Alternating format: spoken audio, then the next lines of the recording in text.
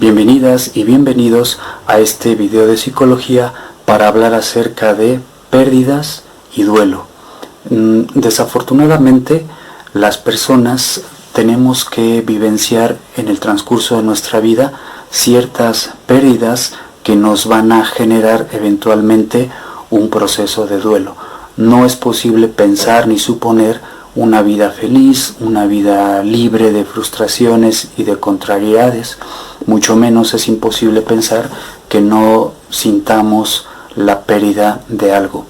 Existen al menos 4 tipos de pérdidas a las cuales nos podemos enfrentar a lo largo de la vida.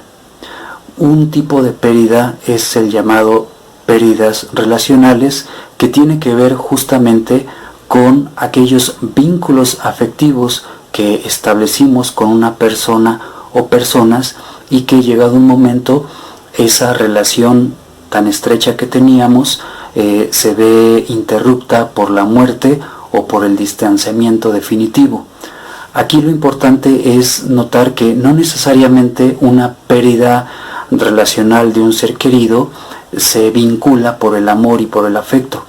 Puede suceder incluso que mi vínculo afectivo que tenía con mi pareja o con un familiar a lo largo de los años haya sido principalmente de odio, de problemas y de conflictos, pero aún así, al término de esa relación conflictiva y de odio, puede ser que yo viva una pérdida de esa relación y eventualmente genere todo lo que es un proceso de duelo, o bien que esa relación oscilaba o alternaba entre el amor y el odio, lo que también decimos relaciones ambivalentes.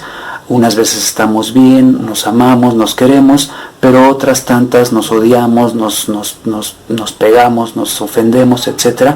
Y ahí nos vamos llevando. Cuando llega a término esa relación, ya por la muerte o ya por la separación definitiva, físicamente hablando, aún así se esperaría una experiencia de pérdida de esa relación.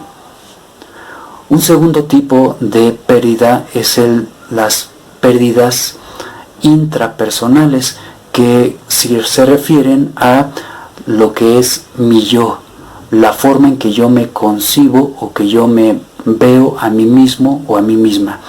Es decir, aquellas pérdidas, por ejemplo, de personas que se han accidentado y que han perdido algún miembro, por ejemplo, perdieron un brazo, les tuvieron que amputar una pierna o quedaron confinados en una silla de ruedas.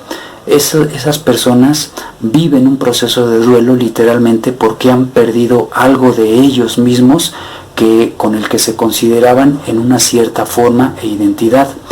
O bien las personas que hayan sufrido algún abuso físico o sexual también eventualmente pueden vivenciar una pérdida del self, es decir, del yo. Algo que me quitaron, algo que me robaron, algo que era mío, aunque no lo pueda definir. Hay muchas personas, sobre todo, mujeres, pero también hombres, que a pesar de que pasaron años de que fueron violados, todavía van cargando y arrastrando un dolor por algo que perdieron a raíz de ese abuso. Y están las pérdidas, por ejemplo, también por ejemplo, una enfermedad que me va quitando mi salud y de alguna manera modifica mi aspecto, mi identidad con mi entorno también. Eso también significaría una pérdida intrapersonal. Un tercer tipo de pérdida que puede generar un proceso de duelo son las pérdidas materiales. Es decir, literalmente, como el nombre lo dice, yo puedo tener un afecto muy fuerte y muy significativo en un reloj, en un automóvil, en una camiseta, en unos pantalones, en unos tenis, en un celular, en un peine, en un cepillo de dientes, es decir, en unas monedas, etcétera, etcétera, etcétera, etcétera. Resulta ser que la pérdida material no es en sí mismo el objeto lo que implica este sentimiento de pérdida, sino más bien los aspectos afectivos, significativos y simbólicos que la persona le pone a ese objeto, de tal manera que si era el reloj que le regaló su amado abuelo, por ejemplo, y ese reloj lo pierde, va a vivir una pérdida porque hay un símbolo y un significado detrás de ese objeto.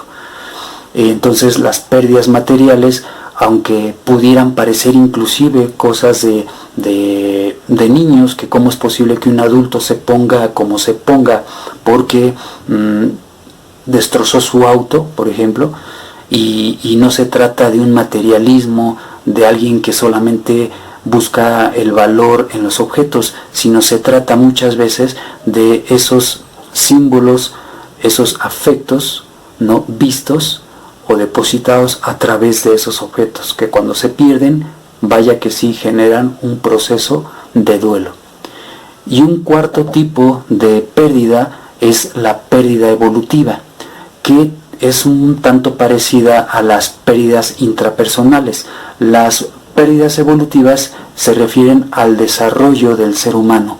Necesariamente nos vamos a enfrentar en la situación de tener que desarrollarnos, es decir, de que por ejemplo hay adolescentes que no quieren las responsabilidades, no quieren incorporarse al ámbito de tener que trabajar, de tener que ganarse las calificaciones por su propio esfuerzo o inclusive ganarse el dinero por su propio trabajo, porque no quieren aceptar la idea de que ya dejaron de ser niños.